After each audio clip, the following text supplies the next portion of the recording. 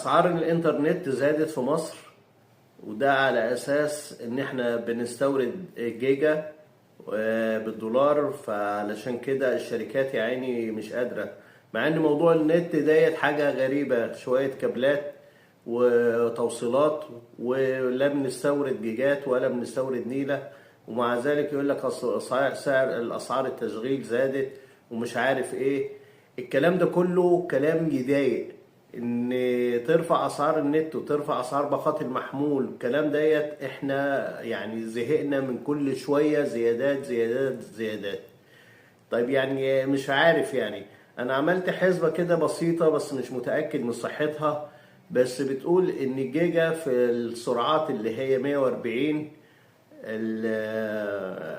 السرعة بتبقى الجيجا بتبقى واقفة علينا تقريبا ب 167 قرش. الجيجا الواحدة بتقف